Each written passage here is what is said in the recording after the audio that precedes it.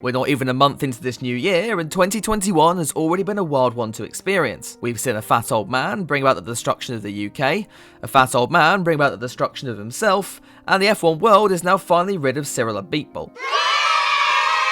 And if you're anything like me, you're probably sat in your room, surrounded by your F1 pack collection, and just praying that the first race of the 2021 season can finally get underway smoothly in Australia on March 21st. Oh, for fuck. Hey there guys, and welcome to FP1, where today I bring you a completely original video idea. It's of course my predictions for the 2021 Formula 1 season. Now in the past, my predictions have aged about as well as Nikita Mazepin's Instagram posts. I mean, look at this one from last year. I wouldn't be surprised if we saw Vettel do a Damon Hill and either mount a very serious title challenge, maybe even come out on top. So in other words, there's no way I can mess this up as royally as I did last year. Right? Before we do get into this though, if you are new here and like what you see, please do consider dropping a like and subscribing to the channel with those notifications on. And if I couldn't meme the typical YouTuber intro anymore, did you know that 85% of you aren't even subscribed to me? Oh, you know what, let's just get on with these predictions.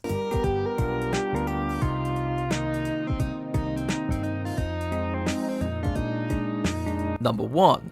More races will get cancelled and F1 won't have its record-breaking 23 race calendar. Perhaps given the state the world is in right now, this might not come as much of a surprise to a lot of you. We've already seen Australia get pushed back until late in the year, and the Chinese Grand Prix postponed without a return date in sight. And honestly, I can't see that being the last we hear of all this. Just from my own experience alone in the UK, the situation is probably the worst it's ever been.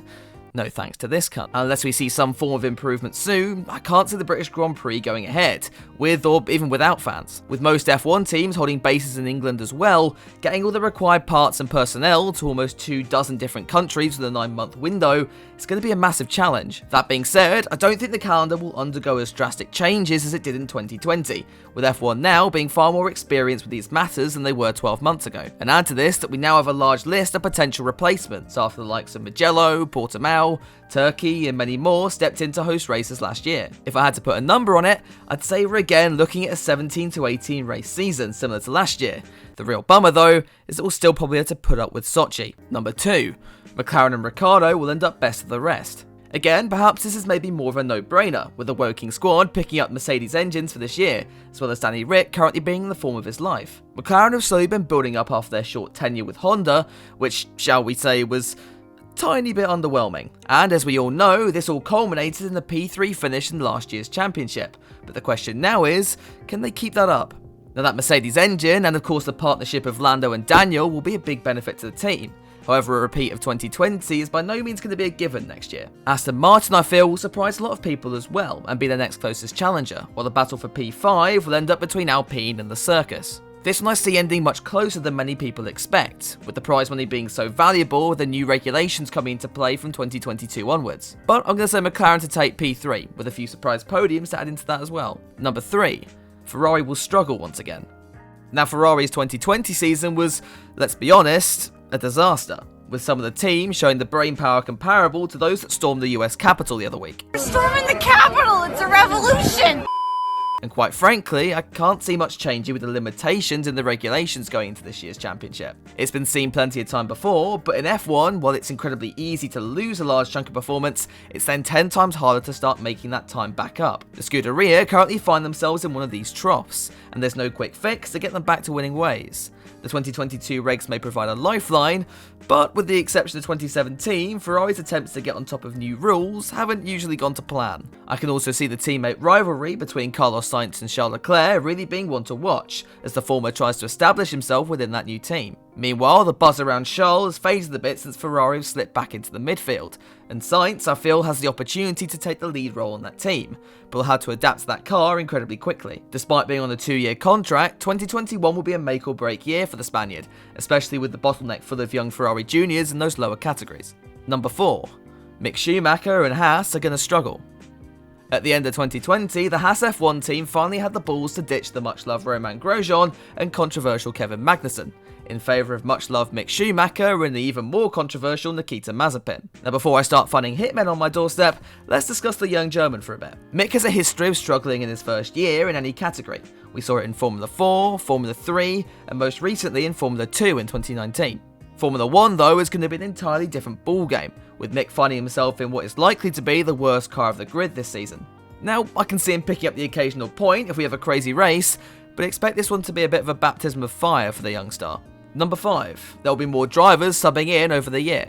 Now, as I mentioned earlier, the situation we find ourselves in shows little sign of letting up before the season begins in March. And though not ideal by any means, it looks inevitable that drivers may find themselves unable to race at points in the season, as we saw with Perez, Stroll, Grosjean and #blessed in 2020. That then leaves the question over who should step in to replace these drivers if need be. I'm sure many of you are already thinking of Nico Hülkenberg. And though I think Nico would be a strong substitute for any team, there are 2 more names I'd like to add to this list. Firstly, you've got Alex Albon, a driver who, I'll admit, I've not been kind to in a lot of these videos as of late. Though the young Thai driver had a season to forget with Red Bull in 2020, the team have said they'd be happy to loan him out to a rival outfit if a regular driver was unavailable. And with him carrying top team experience, Albon will for sure be an attractive prospect if he's needed. But the other name I want to throw into this pool is a certain Daniel Kvyat.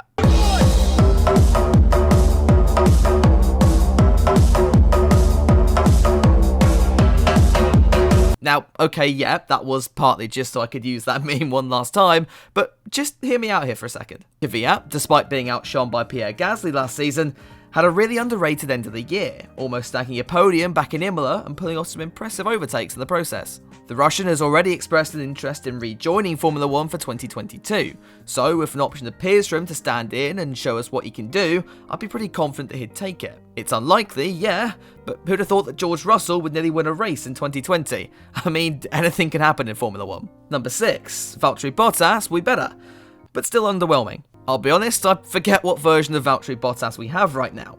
Regardless, anything the Finn has tried to do to get on top of #blessed at Mercedes has worked out about as well as the Vietnam Grand Prix. And though I feel like I say this every year, part of me wants to think that he might finally have got his head together this season. George Russell has proved that he's worthy of that Mercedes seat, and Valtteri won't be able to get his contract sorted as early in the season and slack off like he appeared to do in 2020. The Finn is usually at his best when that seat is in immediate danger. Take for example when we all expected George to sign with Merc for this season, so Porridge Man started off his season by dominating round 1 in Austria. With all that being said though, I can see Lewis stepping it up this year as well, meaning whatever improvement Valtteri makes, it will still end up looking like another failed attempt to take down the 7-time world champion. Now, I feel like I've saved one of my boldest predictions for last, so hold on to your hats for this one, folks. Number 7, Lewis Hamilton will win a race in 2021.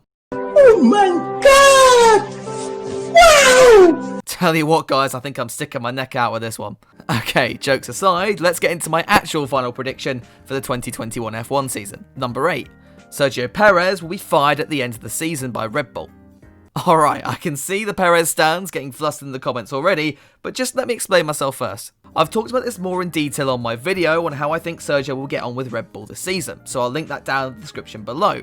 But, though I feel Perez will do a decent job at the team this season, I mean he can't do much worse than Albon, let's be honest, I do feel like Red Bull by no means see him as the future of that team. The outfit have always been big about promoting exciting junior talents, a phrase not used to describe Perez for about 10 years now. They already have Yuki Tsunoda placed at AlphaTauri, and the likes of Yuri Vips and Liam Lawson among many more making their way up in the junior series as well. The fact of the matter is, Perez is going to have to hope that Tsunoda struggles, and be at least on par with Max Verstappen, or whilst being stuck in that second Red Bull car, and that's by no means an easy task for a guy who's having to adapt to a brand new team for the first time since 2014. So I'm sorry Perez fans, but I just don't see this one having a happy ending. But those then were my opinions on the upcoming 2021 Formula 1 seasons. Let me know what you thought of them and what yours are down in the comments below. And as I said at the beginning, if you did enjoy the video, please do click on that like and subscribe button and share it around, as that really does help me out and helps the channel grow even more. I'm setting the rather ambitious goal of 20,000 subscribers by the end of the year, so if we could hit that, that would be utterly amazing. But that's all from me. I hope you have a lovely rest of your week, and I will see you all in the next one.